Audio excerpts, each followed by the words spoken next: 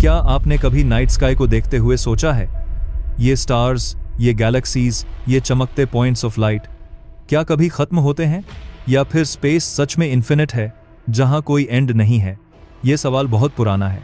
पुराने समय में इंडिया के ऋषि, ग्रीक फिलोसोफर्स, अरब साइंटिस्ट्स और चाइनीज स्कॉलर्स सब ने अपने अपने तरीके से ये पूछा। किसी ने कहा स्पेस एक गोल शेल है जिसके बाहर कुछ नहीं। किसी ने कहा यूनिवर्स बार बार बनता और मिटता है। लेकिन 1609 में गैलीलियो गैलीले ने पहली टेलीस्कोप से स्काई देखा और ह्यूमंस को पहली बार समझ आया कि जो हम नेकेड आई से देखते हैं वो सिर्फ शुरुआत है। स्टार्स अनगिनत हैं और स्पेस हमारी सोच से कहीं बड़ा है। फिर आया 1915। एल्बर्ट आइंस्टाइन ने अपनी थियरी ऑफ जनरल रिलेटिविटी दी। ये सिर्फ ग्रेविटी समझाने के लिए नहीं थी। इसने बताया कि स्पेस और टाइम खुद फ्लेक्सिबल हैं, वो एक्सपैंड या श्रिंक हो सकते हैं। 1929 में एडविन हबल ने प्रूव किया कि गैलेक्सीज एक दूसरे से दूर जा रही हैं, मतलब यूनिवर्स एक्सपैंड हो रहा है। लेकिन असली सवाल अब ये था, अगर यूनिवर्स फैल रहा है तो क्या इसका कोई एज है, या ये बिना लिमिट के हमेशा फैलता जाएगा? आज साइंस हमें बताती है कि ऑब्जर्वेबल यूनिवर्स की डायमीटर लगभग 93 बिलियन लाइट ईयर्स है। लेकिन ऑब्जर्वेबल का मतलब है जो हम देख सकते हैं। रियल यूनिवर्स इससे कहीं बड़ा हो सकता है, मे बी इन्फिनिट। और यहीं से हमारी जर्नी शुरू होती है, जहां साइंस, फिलॉसफी और इमेजिनेशन मिलकर हमें स्पेस की सबसे बड़ी मिस्ट्री से इंट्रोड्यूस कराते हैं। क्या स्पेस इन्फिनिट है, या इसका भी कहीं एंड है? रात के आसमान को देखना हमेशा से इंसान की सबसे पुरानी आदतों में से एक रहा है। आप कभी विलेज साइड गए होंगे जहां लाइट पोल्यूशन कम होता है, तो आपने देखा होगा आसमान में लाखों तारे, धुंधली सी मिल्की वे की पट्टी और एक अनंत सा फैलाव। उस मोमेंट पर नेचुरली एक सवाल उठता है, क्या ये सब कभी खत्म होता है? क्या कहीं कोई दीवार है जो स्पेस को रोक देती है, या स्पेस अनंत है? ये सवाल इतना बेसिक है, फिर भी इतना गहरा कि हर सिविलाइजेशन ने इसे अपने तरीके से समझने की कोशिश की। लगभग 2000 साल पहले ग्रीक फिलोसोफर एरिस्टोटल ने कहा था कि यूनिवर्स फाइनाइट है और इसके बाहर कुछ नहीं। वहीं इंडियन कॉस्मोलॉजी में ऋग्वेदा के नासाडिया सूक्ता में लिखा गया था, ना उस समय आकाश था, ना अंतरिक्ष, सिर्फ अंधकार था। इसका मतलब यह था कि यूनिवर्स इन्फिनिट साइकिल में चलता है, जहां कोई बिगिनिंग या एंड नहीं। चाइनीज फिलॉसफी में भी ऐसा ही थॉट था, स्पेस इन्फिनिट है और टाइम भी अनंत है। वहीं अरब स्कॉलर्स जैसे अल-हाज़न इब्न अल-हैथम ने 11वीं सेंचुरी में लिखा कि स्टार्स हमारी सोच से बहुत ज्यादा हैं और स्काई फाइनाइट नहीं हो सकता। यानी अलग अलग कल्चर्स ने एक ही सवाल को अलग अलग तरह से देखा, लेकिन क्यूरियोसिटी हमेशा सेम रही, क्या स्पेस की कोई सीमा है? फिर आया ईयर 1609। गैलीलियो गैलीले ने पहली बार टेलीस्कोप को स्काई की ओर घुमाया। उन्होंने देखा कि जो तारे हमें नेकेड आई से दिखते हैं वो तो बस शुरुआत है। टेलीस्कोप में दिखा कि स्टार्स की संख्या अनगिनत है। उन्होंने जुपिटर के 4 मून्स देखे, सैटर्न के रिंग्स देखे और मिल्की वे को लाखों स्टार्स से भरा पाया। ये पहली बार था जब इंसान ने प्रैक्टिकली समझा कि स्पेस हमारी सोच से कहीं बड़ा है। 17वीं शताब्दी में आइजैक न्यूटन ने अपने लॉज ऑफ मोशन और लॉ ऑफ ग्रेविटी दिए। न्यूटन ने कहा कि ग्रेविटी सिर्फ अर्थ पर काम नहीं करती, बल्कि पूरे यूनिवर्स में काम करती है। इसका मतलब यह था कि प्लैनेट्स, स्टार्स और गैलेक्सीज ऑल कनेक्टेड हैं एक इनविजिबल फोर्स से। न्यूटन के समय साइंटिस्ट ने सोचना शुरू किया, अगर ग्रेविटी हर जगह काम करती है तो यूनिवर्स इन्फिनिट क्यों नहीं हो सकता? क्योंकि अगर ये फाइनाइट होता तो आउटर एज पर मैटर खिंचकर कोलैप्स हो जाता। न्यूटन खुद भी इन्फिनिट यूनिवर्स के आइडिया से फैसिनेटेड थे। लेकिन फिर आया 1915। एल्बर्ट आइंस्टाइन ने अपनी थियरी ऑफ जनरल रिलेटिविटी दी। आइंस्टाइन ने कहा कि ग्रेविटी एक्चुअली कोई फोर्स नहीं, बल्कि स्पेस टाइम का कर्वेचर है। स्टार्स और प्लैनेट स्पेस टाइम को बेंड करते हैं और ऑब्जेक्ट्स उस कर्व पर चलते हैं। इस थियरी ने साइंटिस्ट्स को नया विजन दिया, स्पेस खुद डायनामिक है, ये एक्सपैंड या कॉन्ट्रैक्ट हो सकता है। आइंस्टाइन ने इनिशियली यूनिवर्स को स्टैटिक मानने के लिए कॉस्मोलॉजिकल कांस्टेंट इंट्रोड्यूस किया। लेकिन 1929 में एडविन हबल ने एक शॉकिंग डिस्कवरी की, गैलेक्सीज एक दूसरे से दूर जा रही हैं। यूनिवर्स एक्सपैंड हो रहा है। यह हमारी कॉस्मिक अंडरस्टैंडिंग का सबसे बड़ा टर्निंग पॉइंट था। अब सवाल और गहरा हो गया, अगर यूनिवर्स एक्सपैंड हो रहा है तो यह एक्सपैंड कहां तक जाएगा? क्या कहीं कोई बाउंड्री है, या एक्सपेंशन हमेशा चलता रहेगा? आज साइंस बताती है कि ऑब्जर्वेबल यूनिवर्स की डायमीटर लगभग 93 बिलियन लाइट ईयर्स है। जब हम कहते हैं कि ऑब्जर्वेबल यूनिवर्स की डायमीटर करीब 93 बिलियन लाइट ईयर्स है, तो इसका मतलब होता है हम उतना ही देख सकते हैं जितना लाइट हमारे पास पहुंच पाई है। लाइट चाहे कितनी भी फास्ट हो, उसकी स्पीड फाइनाइट है 3 लाख किलोमीटर्स पर सेकंड, और यूनिवर्स की एज है करीब 13.8 बिलियन ईयर्स। तो थियोरेटिकली हमें सिर्फ 13.8 बिलियन लाइट ईयर्स दूर तक देखना चाहिए, लेकिन एक्चुअल नंबर इससे कई गुना ज्यादा क्यों है? इसका कारण है एक्सपेंशन ऑफ स्पेस इटसेल्फ। जब लाइट हम तक ट्रैवल कर रही थी, तब तक स्पेस स्ट्रेच हो चुका था। इमेजिन कीजिए, आपने एक रबर बैंड खींचा और उस पर डॉट्स बनाए। अगर डॉट्स लाइट के फोटॉन्स हों और रबर बैंड यूनिवर्स, तो डॉट्स लगातार दूर जाते रहेंगे, इवन अगर लाइट अपनी मैक्सिमम स्पीड पर मूव कर रही हो। इसलिए आज हमें जो डिस्टेंट गैलेक्सीज दिखती हैं, वो एक्चुअली हम तक लाइट बिलियंस ऑफ ईयर्स पहले भेज चुकी थीं, लेकिन उस टाइम से लेकर अब तक स्पेस एक्सपैंड हो चुका है। इसी वजह से आज उनकी डिस्टेंस 93 बिलियन लाइट ईयर्स तक हो गई है। अब आता है कॉन्सेप्ट कॉस्मिक होराइजन। होराइजन मतलब सीमा। जैसे अर्थ पर होराइजन हमें वो लिमिट दिखाता है जहां तक हमारी आंखें देख सकती हैं, वैसे ही कॉस्मिक होराइजन वो सीमा है जहां तक हमारी ऑब्जर्वेशन जा सकती है। उसके आगे यूनिवर्स एग्जिस्ट कर सकता है, लेकिन वो हमारे लिए इनविजिबल है। ये सोचिए, आप डेजर्ट में खड़े हैं और चारों ओर रेत ही रेत फैली है। आपकी आंखें होराइजन तक ही देख पाती हैं, लेकिन इसका मतलब ये नहीं कि डेजर्ट वहां खत्म हो जाता है। ठीक उसी तरह ऑब्जर्वेबल यूनिवर्स भी सिर्फ वो हिस्सा है जो हमें दिखता है। इसके बाहर भी एंडलेस स्पेस हो सकता है, लेकिन हम उसे कभी डायरेक्टली देख नहीं सकते। साइंटिस्ट्स ने कॉस्मिक होराइजन को मेजर करने के लिए एक और टूल यूज किया, कॉस्मिक माइक्रोवेव बैकग्राउंड (CMB). ये यूनिवर्स की सबसे पुरानी लाइट है, जो 3,80,000 years after big bang release हुई थी। उस टाइम यूनिवर्स इतना कूल हो गया था कि लाइट पहली बार फ्रीली ट्रैवल कर पाई। आज हम इस रेडिएशन को हर डायरेक्शन से डिटेक्ट कर सकते हैं। यह हमें बताती है कि यूनिवर्स कितना बड़ा है और किस तरह एक्सपैंड हुआ है। CMB को पहली बार 1965 में आर्नो पेंजियस और रॉबर्ट विल्सन ने एक्सीडेंटली डिस्कवर किया। वो न्यू जर्सी में बेल लैब्स की एंटेना से काम कर रहे थे। उन्हें हर बार एक फेंट नॉइज सुनाई देता था, चाहे एंटेना को कहीं भी पॉइंट करें। पहले उन्होंने सोचा शायद ये पिजन्स की वजह से हो रहा है। उन्होंने एंटेना को साफ किया, लेकिन नॉइज खत्म नहीं हुआ। बाद में पता चला कि ये नॉइज एक्चुअली पूरे यूनिवर्स से आ रही एंशिएंट रेडिएशन है, direct proof of the big bang. इस डिस्कवरी ने एक चीज क्लियर कर दी, यूनिवर्स फाइनाइट टाइम पहले स्टार्ट हुआ था और तब से एक्सपैंड हो रहा है, लेकिन साइज वो अब भी एक मिस्ट्री है। आज के कॉस्मोलॉजिस्ट्स मानते हैं कि ऑब्जर्वेबल यूनिवर्स सिर्फ छोटा सा हिस्सा है एक बहुत बड़े, शायद इन्फिनिट कॉस्मोस का। एलन गुथ की इन्फ्लेशन थियोरी के अनुसार यूनिवर्स के फर्स्ट ट्रिलियंथ ऑफ अ सेकंड में रैपिड एक्सपोनेंशियल एक्सपेंशन हुआ। इसका मतलब यह है कि यूनिवर्स इतना विशाल हो गया कि उसका ज्यादातर हिस्सा हम कभी भी ऑब्जर्व नहीं कर पाएंगे। अब यहां एक और सवाल उठता है, अगर यूनिवर्स इन्फिनिट है तो क्या हर पॉसिबिलिटी कहीं ना कहीं मौजूद है? क्या कहीं और एक दूसरा अर्थ एग्जिस्ट करता है? एक ऐसा अर्थ जहां आप अभी यही वीडियो सुन रहे हो? या फिर इन्फिनिट होने का मतलब सिर्फ एंडलेस एम्प्टी स्पेस है? जब हम इन्फिनिट स्पेस की बात करते हैं तो नेचुरली एक और सवाल उठता है, क्या हमारे यूनिवर्स के बाहर भी और यूनिवर्सेस हो सकते हैं?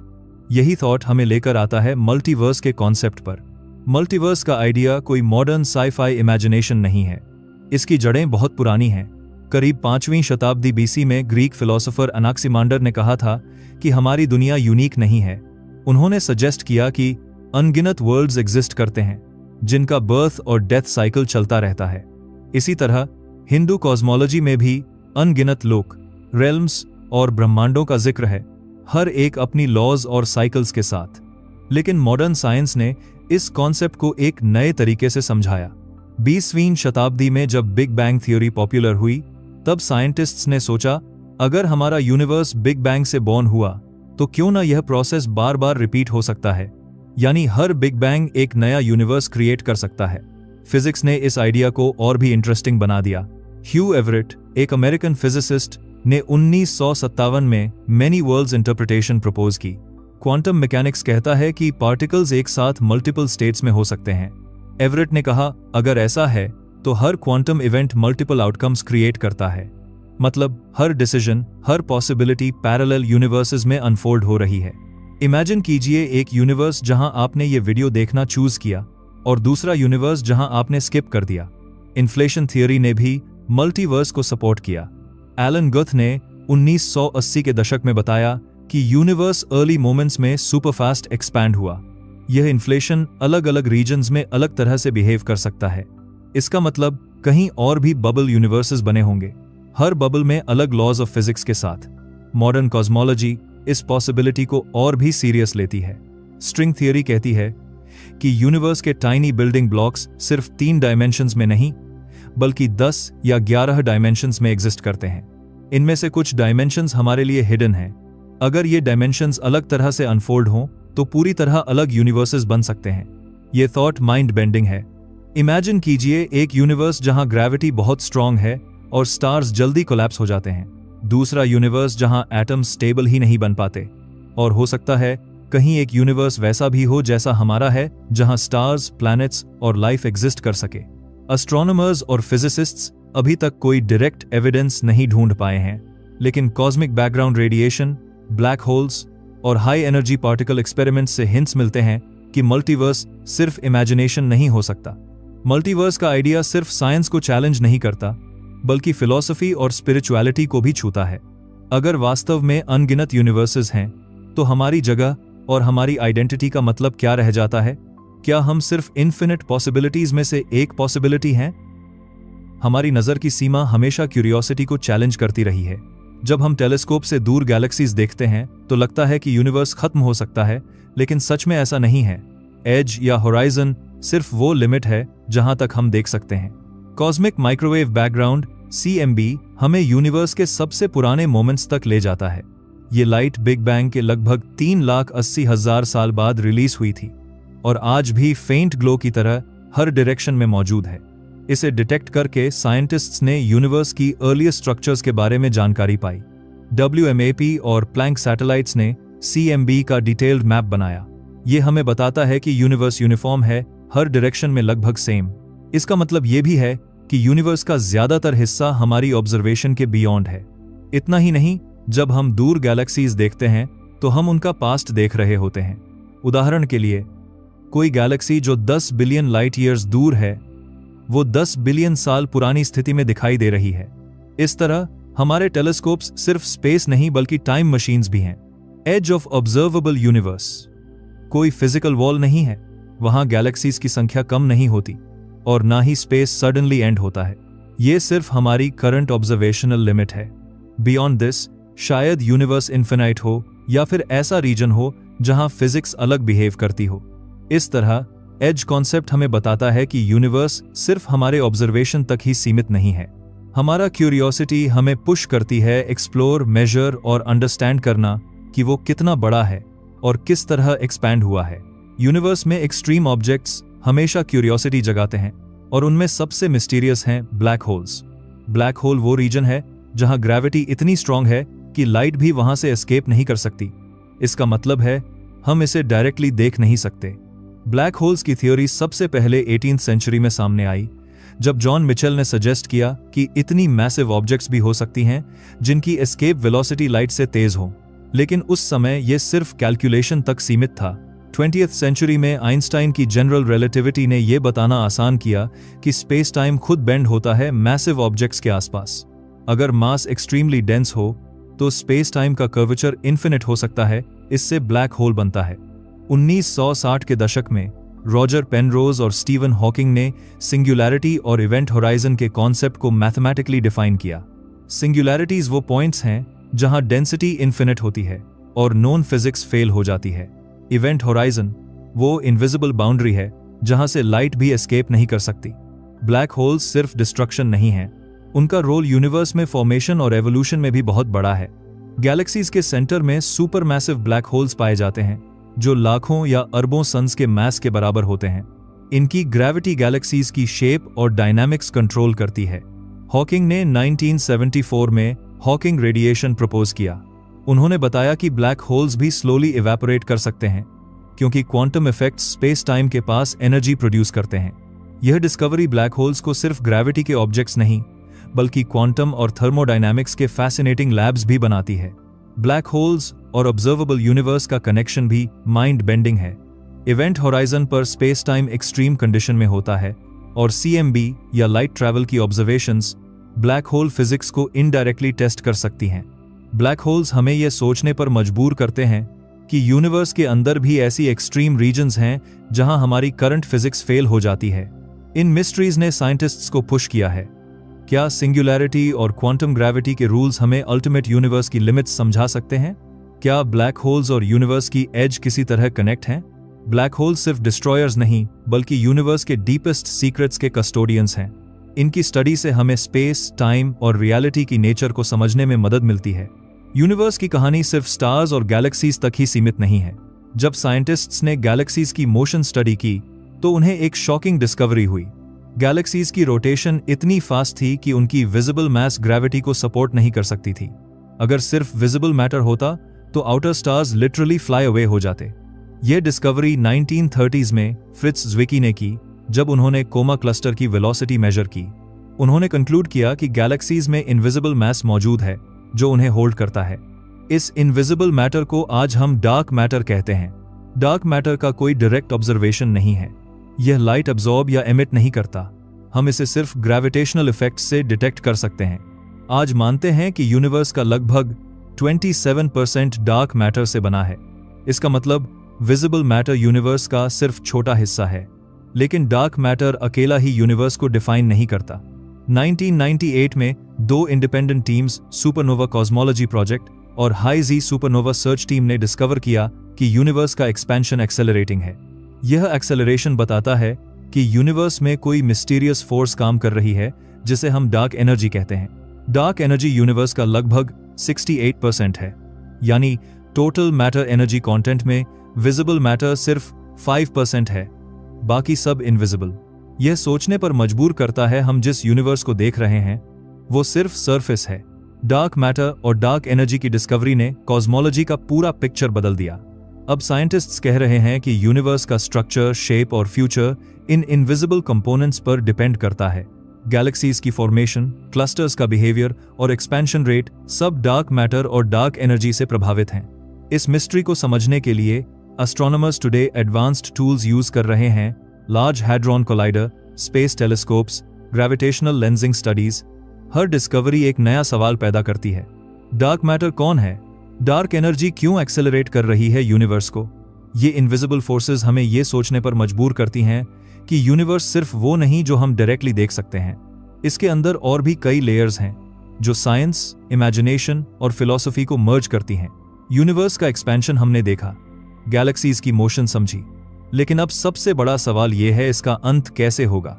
साइंस के पास कुछ पॉसिबल सिनारियोज हैं जो ऑब्जर्वेशंस और थियोरेटिकल मॉडल्स पर बेस्ड हैं। सबसे पहले बिग क्रंच। इस आइडिया के अनुसार अगर यूनिवर्स का टोटल मास इतना हो कि ग्रेविटी एक्सपेंशन को रिवर्स कर दे तो यूनिवर्स धीरे धीरे कोलैप्स होने लगेगा। गैलेक्सीज आपस में कोलाइड होंगी, स्टार्स मर्ज होंगे और अंत में यूनिवर्स एक सिंगुलैरिटी में खत्म हो जाएगा। यह बिल्कुल बिग बैंग का उल्टा सिनारियो है। दूसरा पॉसिबिलिटी है बिग फ्रीज। ऑब्जर्वेशंस बताते हैं कि यूनिवर्स एक्सेलरेटिंग एक्सपेंशन में है। अगर यही कंटिन्यू रहा तो गैलेक्सीज दूर दूर हो जाएंगी, स्टार्स धीरे धीरे बर्न आउट होंगे और यूनिवर्स में एनर्जी इतना डिस्पर्स हो जाएगी कि सब कोल्ड और डार्क हो जाएगा। ये सिनारियो यूनिवर्स की अल्टीमेट हीट डेथ कहलाती है। तीसरा आइडिया है बिग रिप। डार्क एनर्जी की वजह से एक्सपेंशन रेट इतना तेज हो सकता है कि एटम्स और मॉलिक्यूल्स तक टूट जाएं। गैलेक्सीज, स्टार्स, प्लैनेट्स सब लिटरली टीयर हो जाएंगे। ये सबसे एक्सट्रीम और ड्रामेटिक सिनारियो है, लेकिन साइंटिस्ट्स अभी भी डिबेट कर रहे हैं कि कौन सा सिनारियो सच में होगा। मॉडर्न कॉस्मोलॉजी में इस टॉपिक पर कई मॉडल्स हैं। लैम्डा CDM मॉडल यूनिवर्स की एक्सपेंशन और फेट को डिस्क्राइब करता है। इसके अनुसार यूनिवर्स संभवतः इन्फिनिट एक्सपैंड करेगा, स्लोली कूलिंग और डाइल्यूटिंग। एस्ट्रोनॉमर्स ने डिस्टेंट सुपरनोवे और कॉस्मिक माइक्रोवेव बैकग्राउंड ऑब्जर्वेशंस से डाटा कलेक्ट किया है। ये डेटा सजेस्ट करता है कि यूनिवर्स की एक्सपेंशन अब तक एक्सेलरेटिंग ही है। इसका मतलब है कि बिग फ्रीज सबसे प्रोबेबल है, लेकिन डार्क एनर्जी के बिहेवियर को पूरी तरह समझना अभी बाकी है। यूनिवर्स का फेट सिर्फ साइंस नहीं बल्कि फिलॉसफी और इमेजिनेशन को भी टच करता है। अगर यूनिवर्स एंड में साइलेंट, कोल्ड और एम्प्टी हो जाएगा तो हमारा एग्जिस्टेंस कितना इनसिग्निफिकेंट लगेगा। लेकिन इसी अनसर्टेनिटी और मिस्ट्री में ह्यूमन क्यूरियोसिटी और भी ग्रो होती है। एक्सप्लोर करना, अंडरस्टैंड करना और जानना कि रियलिटी कितनी बड़ी है। जब हम यूनिवर्स की बाउंड्रीज और फेट के बारे में सोचते हैं तो नेचुरली सवाल उठता है, क्या हमारा यूनिवर्स अकेला है? मॉडर्न फिजिक्स और कॉस्मोलॉजी में यह सवाल एक्सप्लोर किया गया है और इसे लेकर आया गया कॉन्सेप्ट है मल्टीवर्स। मल्टीवर्स का आइडिया यह कहता है कि हमारा यूनिवर्स सिर्फ एक बबल है और इसके अलावा और भी यूनिवर्स हो सकते हैं। हर यूनिवर्स अलग लॉज ऑफ फिजिक्स, अलग कॉन्स्टेंट्स और अलग स्ट्रक्चर्स के साथ एग्जिस्ट कर सकता है। इससे हमारा यूनिवर्स सिर्फ विजिबल रियलिटी का छोटा सा हिस्सा बन जाता है।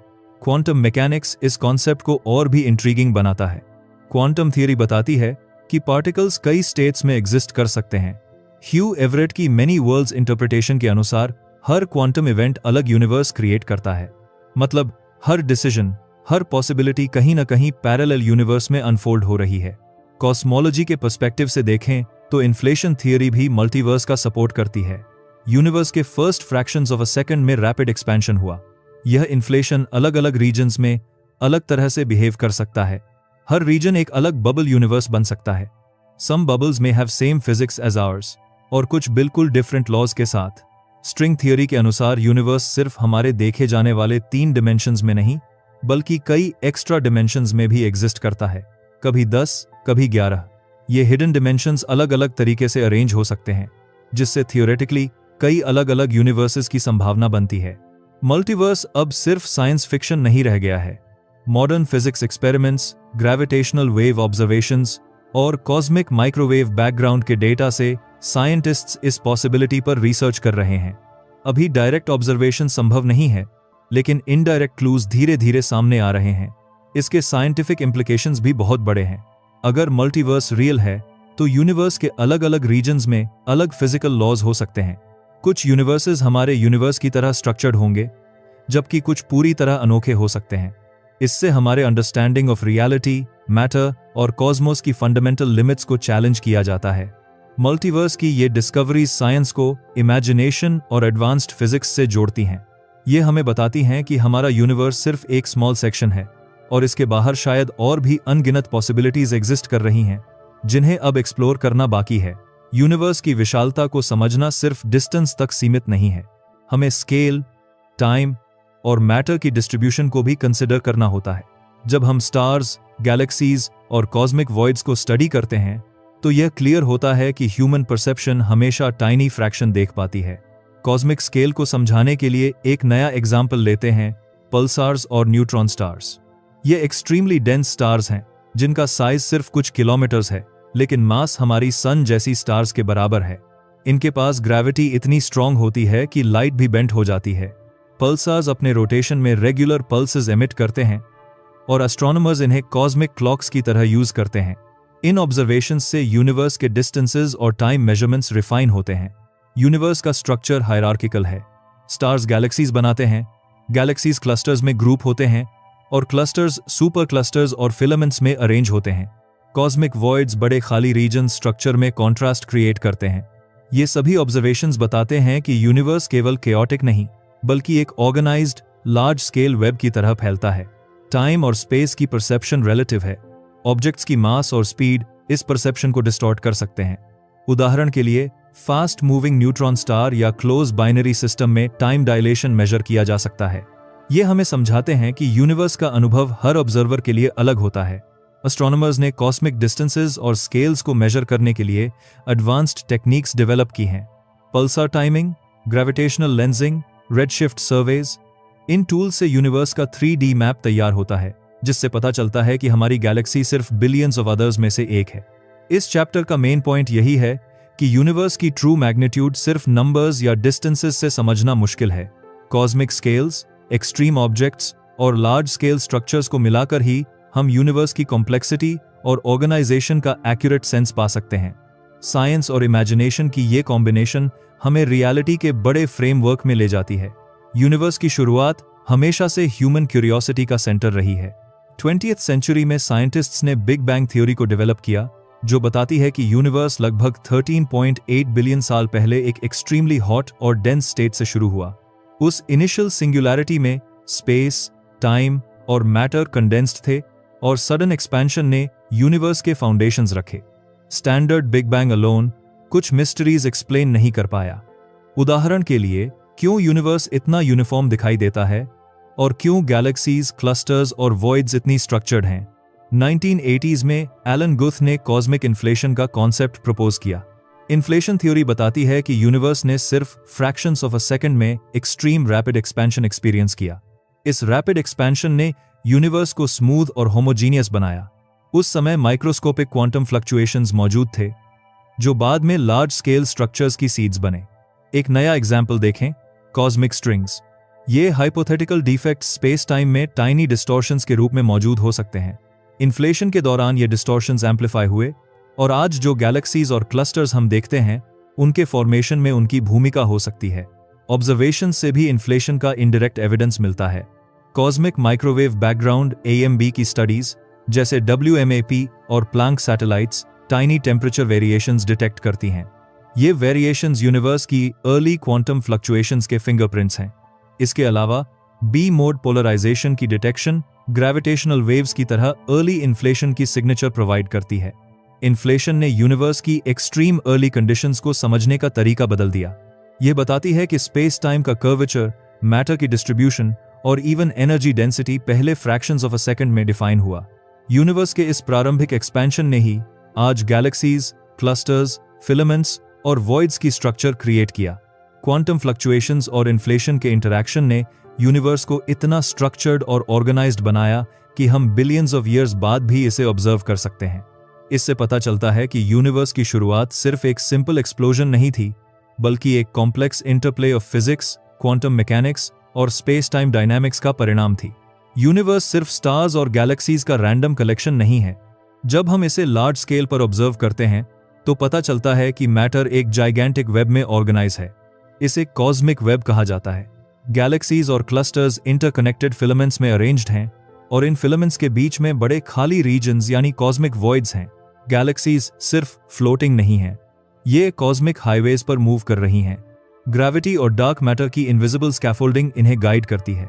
फिलामेंट्स, क्लस्टर्स और वॉइड्स का ये अरेंजमेंट यूनिवर्स की लार्ज स्केल स्ट्रक्चर को डिफाइन करता है। एक नया एग्जाम्पल देखें, लानियाकेया सुपर क्लस्टर। हमारी मिल्की वे इसमें शामिल है। यह सुपर क्लस्टर लगभग 520 मिलियन लाइट ईयर्स तक फैला हुआ है। गैलेक्सीज यहां ग्रेविटी के इन्फ्लुएंस में मूव कर रही हैं और ये फ्लोज कॉस्मिक रिवर्स की तरह बिहेव करते हैं। साइंटिस्ट्स ने पेक्यूलियर वेलोसिटीज मेजर करके पता लगाया कि गैलेक्सीज कैसे इंटरकनेक्टेड हैं। कॉस्मिक वेब का फॉर्मेशन, इन्फ्लेशन और क्वांटम फ्लक्चुएशंस के साथ जुड़ा है। अर्ली यूनिवर्स में टाइनी डेंसिटी वेरिएशंस आज के फिलामेंट्स और वॉइड्स की सीड्स बने। मॉडर्न सिमुलेशंस जैसे इलस्ट्रिस और EAGLE इन स्ट्रक्चर्स को मॉडल करने में मदद करते हैं। सिमुलेशन में मैटर और डार्क मैटर के इंटरैक्शंस दिखाते हैं कि कैसे यूनिवर्स एक ऑर्गेनाइज्ड नेटवर्क में इवॉल्व हुआ। ऑब्जर्वेशंस से पता चलता है कि गैलेक्सीज हमेशा आइसोलेटेड नहीं हैं। उनकी मोशन, रोटेशन और इंटरैक्शंस कॉस्मिक हाईवेज को फॉलो करती हैं। इसके अलावा फिलामेंट इंटरसेक्शंस में डेंस गैलेक्सी क्लस्टर्स बनते हैं और वॉइड्स में ऑलमोस्ट नो मैटर रहता है। इससे यूनिवर्स का एवोल्यूशन और एनर्जी डिस्ट्रीब्यूशन समझना आसान हो जाता है। कॉस्मिक वेब हमें दिखाती है कि यूनिवर्स सिर्फ मैसिव ऑब्जेक्ट्स का कलेक्शन नहीं, बल्कि एक डायनामिक, इंटरकनेक्टेड नेटवर्क है। इसे समझना हमें मैटर डिस्ट्रीब्यूशन, डार्क मैटर और कॉस्मिक एवोल्यूशन के बारे में इंसाइट्स देता है। साइंस के ये डिस्कवरीज इमेजिनेशन और विजुअलाइजेशन के साथ मिलकर यूनिवर्स की कॉम्प्लेक्सिटी को एक्सप्लोर करने का मौका देते हैं। यूनिवर्स का विजिबल हिस्सा केवल टिप ऑफ द आइसबर्ग है। हमारे टेलीस्कोप सिर्फ वही लाइट डिटेक्ट कर सकते हैं जो स्टार्स, गैलेक्सीज और गैस से आती है, लेकिन लगभग 85% यूनिवर्स का मास इनविजिबल है।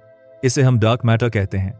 डार्क मैटर डायरेक्टली ऑब्जर्व नहीं किया जा सकता, लेकिन इसके ग्रेविटेशनल इफेक्ट्स से पता चलता है कि यह मौजूद है।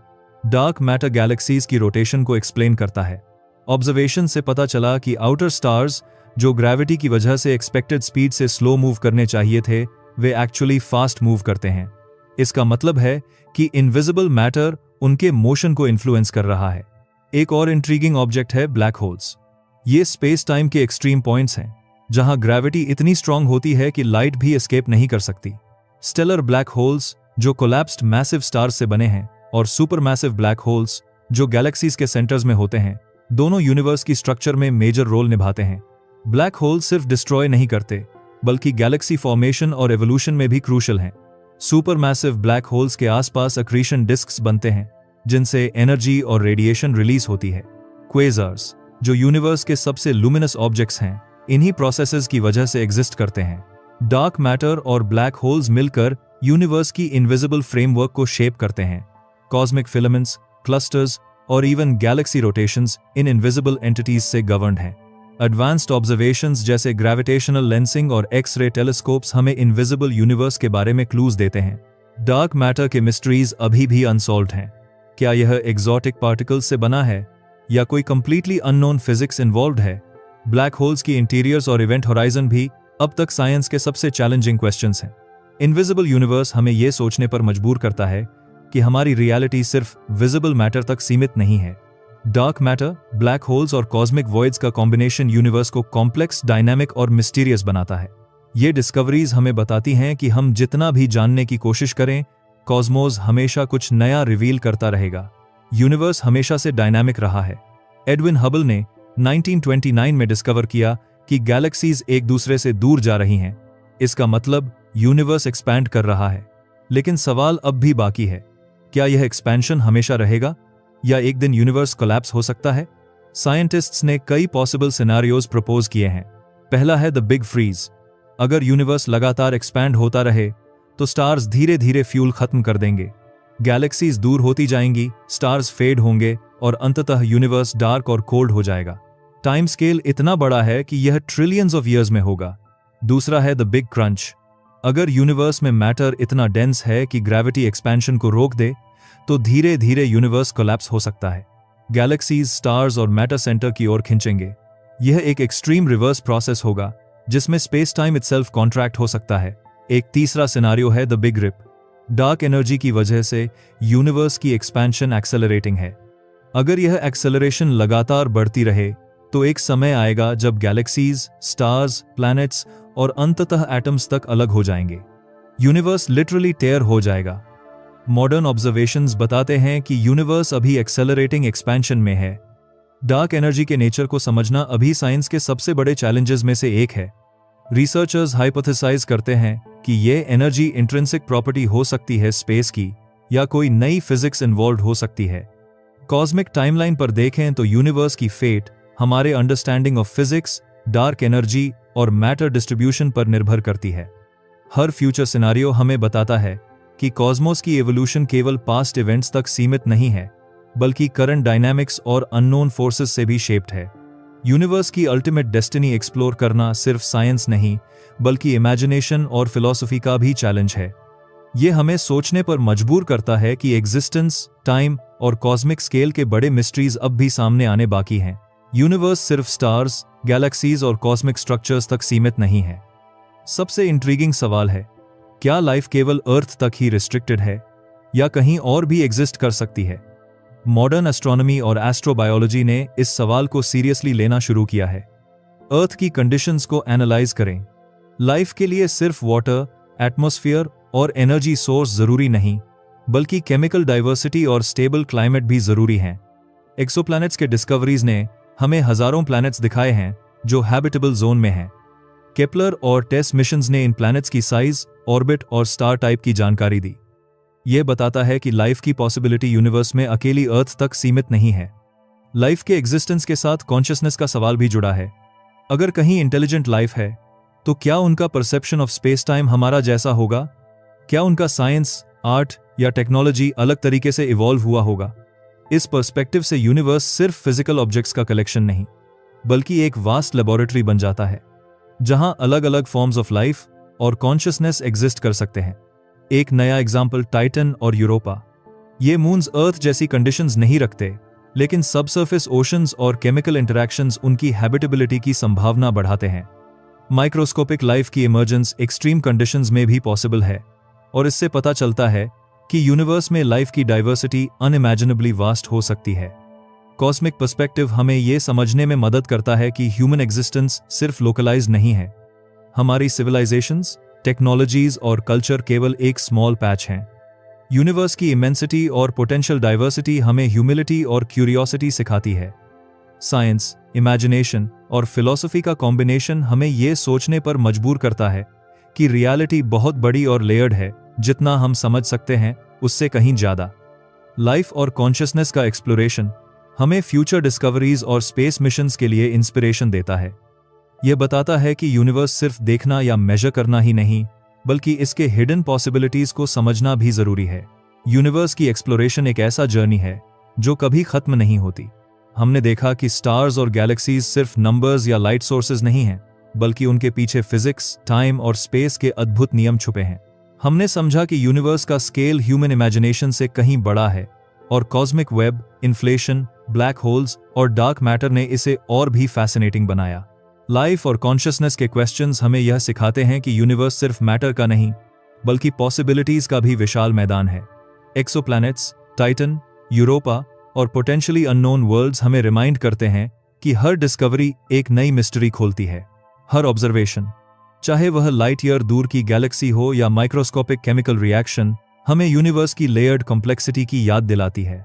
साइंस और इमेजिनेशन का यह कॉम्बिनेशन हमें क्यूरियोसिटी के साथ आगे बढ़ने के लिए मोटिवेट करता है।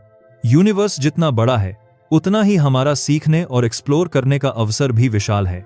रिफ्लेक्शन यही है कि हम ऑब्जर्वर्स हैं, लेकिन हमारे क्वेश्चंस और डिस्कवरीज यूनिवर्स को और गहराई से समझने का रास्ता बनाते हैं। अब आप भी सोचें, अगर किसी अननोन प्लैनेट पर लाइफ एग्जिस्ट करती है, तो उसका पर्सपेक्टिव हमारा रियलिटी से कैसे अलग होगा? या कॉस्मिक वेब में किसी फिलामेंट के इंटरसेक्शन पर कौन कौन सी गैलेक्सीज इंटरैक्ट कर रही होंगी? आपके इमेजिनेशन और क्यूरियोसिटी के लिए स्पेस में अनगिनत अपॉर्चुनिटीज हैं। अगर यह कॉस्मिक जर्नी आपको अमेज कर गया, तो कमेंट में बताइए आपको इस वीडियो में कौन सा यूनिवर्स का मिस्ट्री सबसे ज्यादा फैसिनेटिंग लगा और क्यों। अगर आपको यह वीडियो पसंद आया तो लाइक जरूर करें और ऐसे और कॉस्मिक सीक्रेट्स एक्सप्लोर करने के लिए सब्सक्राइब करना न भूलें, ताकि हमारी अगली डिस्कवरीज आप मिस न करें।